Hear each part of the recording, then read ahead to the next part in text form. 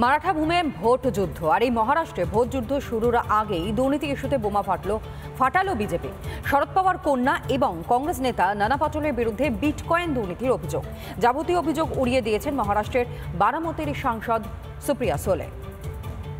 लगभग 235 करोड़ रुपए के घोटाले गबन और उस गबन के पैसे का इस चुनाव में खर्चे का पूरा ब्यौरा सामने आता है। বিটকয়েন কাণ্ড থেকে নোট কাণ্ড, অজ্ঞাত পরিচয় অডিও যাকে কেন্দ্র করে মারাঠা ভূমের রাজনীতি তোলপাড়। कांग्रेस पार्टी के अध्यक्ष राहुल गांधी के कहने पर उनके महाराष्ट्र के अध्यक्ष किस प्रकार से गबन कर रहे थे और ठीक उसी प्रकार एनसीपी शरद पवार जी की गुट के दल की नेता और बारामती की एमपी सुप्रिया सुले जी ने भी किस प्रकार से गबन किया है। মারাত্মক অভিযোগ, তাও আবার মহারাষ্ট্র ভোটের ঠিক আগে বিটকয়েনের মাধ্যমে মহারাষ্ট্র ভোটে টাকা ঢালা হয় বলে অভিযোগ। এমনকি প্রমাণ স্বরূপ অডিও ক্লিপও প্রকাশ করেছে বিজেপি। গোটা ঘটনায় বেকায়দায় শরদ পাওয়ার কন্যা তথা মহারাষ্ট্রের বারামতির সাংসদ সুপ্রিয়া সুলে। ফ্যাসাদে পড়েছেন মহারাষ্ট্রে কংগ্রেস সভাপতি নানা পাটোলেও।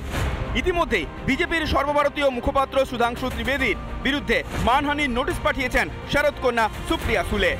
একইভাবে অভিযোগ উড়িয়ে দিয়েছেন মহারাষ্ট্রের প্রদেশ কংগ্রেস সভাপতি নানা পাটোলেও। झूठ झूठ झूठ झूठ झूठ पांचों सवाल का झूठ है। मैंने पुलिस कंप्लेन की है और मैंने डेफमेशन भेजा है श्री त्रिवेदी जी। वो पूरा देश मेरा आवाज पहचानता है। मोदी जी तो मेरा आवाज को तो अच्छे से समझते हैं, लेकिन जिस तरह से ऊंची राजनीति बीजेपी ने शुरू किया है हार के डर से, वो तो अब स्पष्ट हो चुकी है। आप आज सोशल मीडिया में देखिए, सब लोग इनको हंस रहे हैं। সব মিলিয়ে দুর্নীতি ইস্যুতে উত্তাল মারাঠা ভূম। রিপাবলিক বাংলা।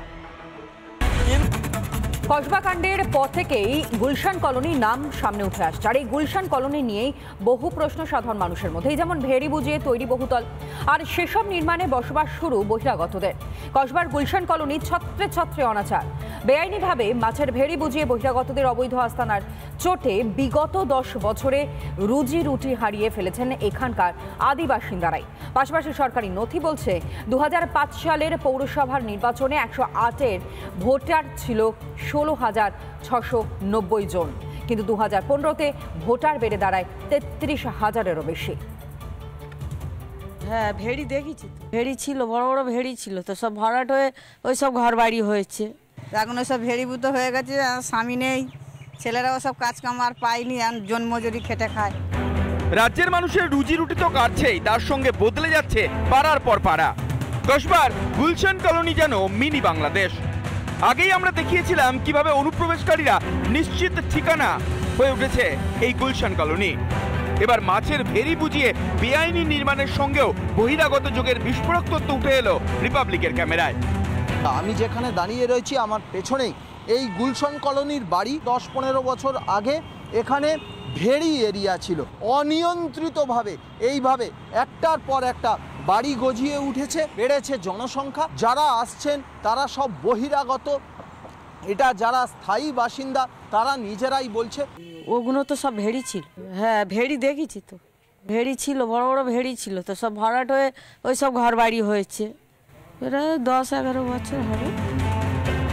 ভেড়ি বুঝিয়ে অবৈধ নির্মাণে বহিরাগতদের বাস, যার ফলে বদলে গেছে এলাকার সংস্কৃতি, পরিচিত মুখ। একই সঙ্গে গত 10 বছরে ব্যাপক হারে রুজি রুটি কমেছে এখানকার আদি বাসিন্দাদের। শুধু ওদিকে ভেড়ি ছিল, আমরা মাছ আনতে যেতাম, আমাদের সব মাছ দিত, আমরা কাঁটাতে বিক্রি করে হয়তো যে মাছের দামটা সেটা দিতাম, আবার লাভেরটা থেকে যেত।